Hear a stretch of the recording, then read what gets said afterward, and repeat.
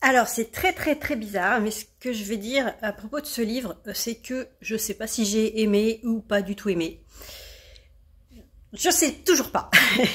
Il s'agit de Anna-O de Matthew Blake aux éditions Buchet-Chastel. C'est un thriller psychologique. Alors, j'ai lu les épreuves non corrigées. Donc je pense que ça y a fait un petit peu parce qu'il y avait beaucoup de coquilles et d'erreurs de traduction. Et j'ai vérifié dans la version définitive et tout n'était pas corrigé. Il y en avait une bonne partie corrigée mais pas tout. Donc je me dis, quand il y a des erreurs de traduction comme ça, dont je me rends compte, si ça se trouve, il y en a dont je me suis pas rendu compte. Mais ça, c'est pas de la faute de l'auteur. Bref.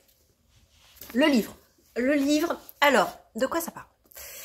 C'est l'histoire d'un... spécialiste du sommeil et surtout des crimes liés au sommeil, comme les crimes faits pendant une crise de somnambulisme par exemple. Et donc cet homme a une mission, parce qu'il travaille pour le ministère de la Santé, ça se passe en Grande-Bretagne je crois, enfin quelque chose comme ça. Et il doit réveiller une femme qui a le syndrome de résignation, c'est-à-dire que ça fait 4 ans qu'elle dort. On ne peut pas la réveiller. C'est pas vraiment un coma. Elle dort, mais elle a un niveau de conscience très bas. On peut pas la réveiller.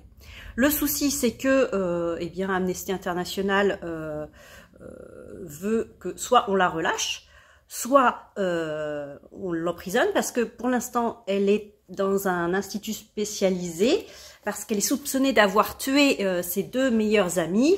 Peut-être en étant somnambule, on ne sait pas, parce qu'on n'a pas pu l'interroger, parce que ces gens sont morts, etc.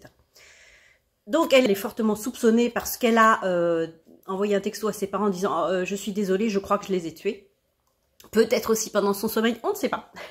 Et donc pour qu'elle puisse assister à son procès, il faut qu'elle soit consciente. Et donc cet homme, je ne sais plus du tout son nom, c'est c'est Benedict Prince. Prince comme prince. Et ce qui est rigolo, c'est que les gens, les journalistes appellent cette femme, donc Anna-O, la belle au bois dormant.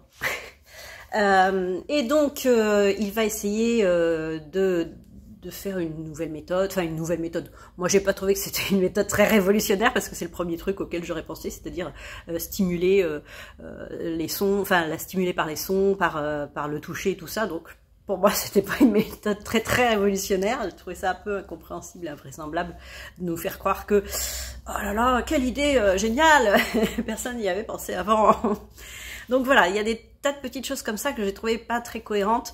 Le début en plus est assez long à se mettre en place, donc on nous dit tout de suite ce qui se passe, mais ça met bien 150 pages avant que ce soit un petit peu dynamique et tout, parce que sinon c'est beaucoup de blabla. Et aussi, on comprend pas très bien. Je trouve que ça, c'était pas très bien construit, surtout au début. C'était pas bien agencé en fait, donc parce qu'on se lasse un petit peu, même si on a des petites vues sur ce qui s'est passé. Enfin, c'est pas très. J'ai pas trouvé ça très bien construit. Alors après, la deuxième moitié du bouquin aussi, c'est beaucoup plus fluide, beaucoup plus dynamique, etc. Et alors pourquoi j'ai aimé et j'ai pas aimé? Donc j'ai pas aimé parce que manque de dynamisme, parce que incohérence, parce que pas crédible sur certains points et tout. Par contre, l'intrigue est très bien pensée finalement quand on arrive à la fin. Donc je vous conseille, si vous le lisez, quand même de passer outre ce début un petit peu poussif et d'aller jusqu'à la fin. C'est très bien pensé. Il y a du twist un petit peu, oui quand même il y a du twist. Même si on a de quoi comprendre, hein, si on est très attentif, on peut, mais c'est très compliqué de savoir ce qui s'est passé avant de lire la fin. Donc voilà, c'était une très bonne idée, très originale, tout ça, mais alors la construction, j'ai pas trouvé ça top. Voilà, donc je ne sais toujours pas si j'ai beaucoup aimé ou si j'ai pas du tout aimé.